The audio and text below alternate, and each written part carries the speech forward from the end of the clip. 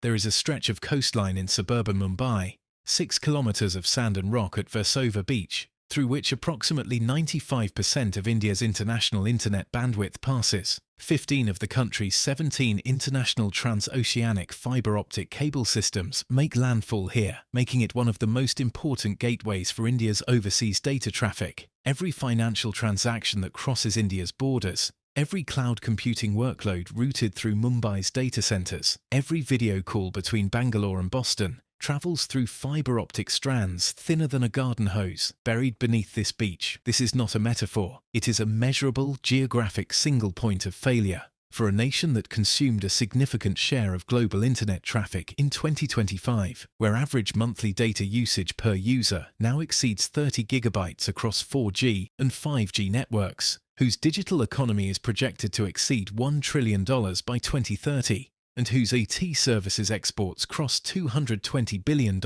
as India's services exports approach $390 billion in fiscal year 2025. India gave 1 billion people the world's cheapest internet. The infrastructure carrying it is almost entirely undefended. India's submarine cable architecture emerged in 3 distinct phases. The first was state-built, Tata Communications, successor to the erstwhile Videsh Sanchar Nigam Limited, India's monopoly on international telephony, until its privatization in 2002, anchors the earliest generation.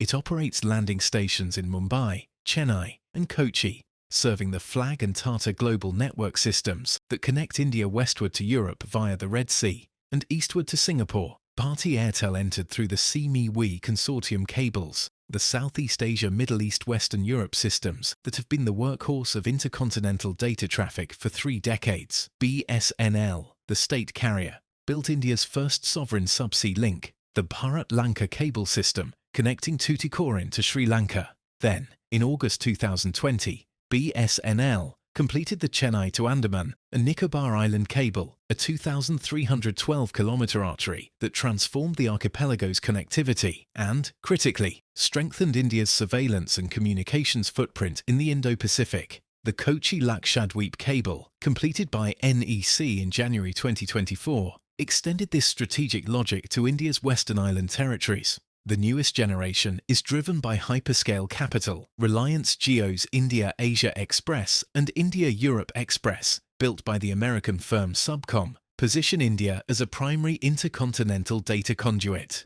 IAX links Mumbai and Chennai to Singapore. IEX extends through Oman, Saudi Arabia, Djibouti, and Egypt to Italy. Meta's 2 Africa Pearls, at over 45,000 kilometers, lands at Airtel's Mumbai station. Google's Blue Ramen routes data to Europe via Jordan and Israel, deliberately avoiding the congested Suez corridor. Each serves a distinct strategic purpose. IAX deepens ASEAN connectivity. IEX builds a westward corridor under Indian ownership. 2 Africa Pearls integrates India into a pan-African digital mesh. Blue Ramen offers the first geographically diversified European route. Together, they quadruple India's international capacity. The risks to this infrastructure are no longer theoretical. In 2024, Houthi-linked maritime conflict in the Red Sea caused multiple cable outages between Asia and Europe, forcing Indian operators to reroute traffic at degraded speeds. The Red Sea corridor carries some of India's most critical westward cables. Between November 2024 and January 2025, at least 7 submarine cables in the Baltic Sea were severed. The Chinese vessel Yipeng 3 was identified near 2 simultaneous cable cuts connecting Sweden to Lithuania and Finland to Germany in November 2024. On Christmas Day 2024, the Russian-linked tanker Eagle S dragged its anchor 90 kilometers across the Gulf of Finland, damaging 5 cables. NATO launched Operation Baltic Sentry in January 2025, its first dedicated undersea infrastructure protection mission. In March 2025, the South China Morning Post reported that China had developed a compact deep-sea cable-cutting device designed to operate with advanced submersibles.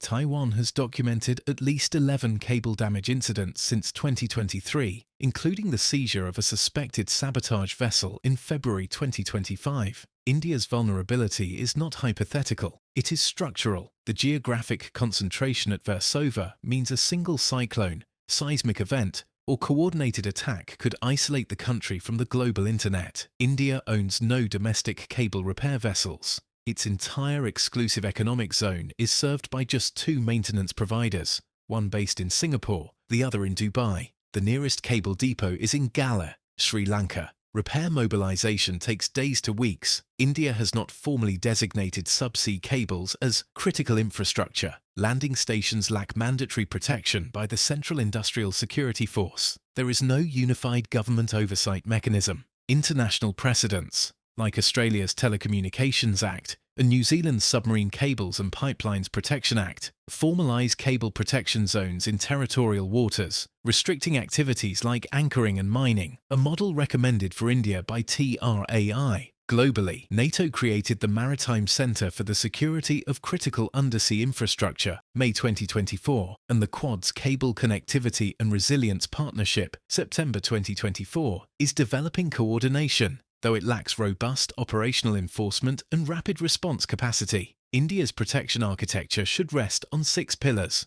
First, formal designation of subsea cables as critical infrastructure under the National Critical Information Infrastructure Protection Centre, triggering CISF protection for landing stations, and a 3-tiered coastal response: State Marine Police, the Coast Guard, and the Navy. Second, geographic diversification. New cable landing stations at Digha in West Bengal, Mahuva in Gujarat, Visakhapatnam, and Puducherry would distribute risk across both coastlines. Third, sovereign repair capacity. India must commission dedicated cable repair ships and at least 1 domestic cable depot. The ORF published detailed conversion guidance in June 2025, noting that the Indian Navy's 2 deep-water diving support vessels, commissioned in 2022, carry the technical foundation for cable repair capability. Fourth, cable protection zones within India's exclusive economic zone, modelled on the Australian framework, with enforceable restrictions on anchoring and bottom trawling above mapped cable routes. Fifth, Indian Ocean coordination within the IORA, or India's own Mahasagar framework, including joint repair exercises, shared maritime surveillance, and a research centre for undersea infrastructure modelled on NATO's Baltic equivalent. Sixth, LEO satellite redundancy. As Starlink and OneWeb partnerships mature, satellite backhaul offers the only viable fallback if multiple cable systems are compromised simultaneously.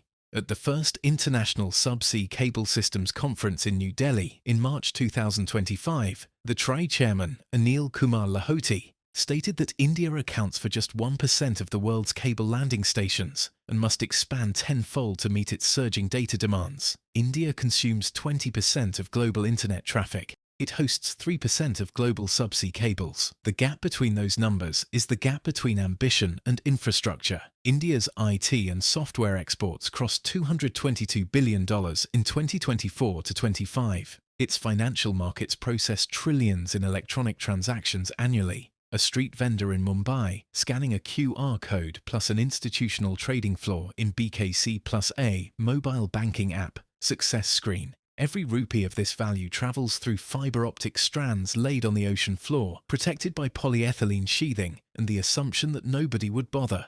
The Baltic Sea, the Red Sea, and the Taiwan Strait have demonstrated that this assumption is obsolete. India's undersea cables are no longer invisible infrastructure. They are the country's digital sovereignty made physical, and they remain, as of today, almost entirely undefended.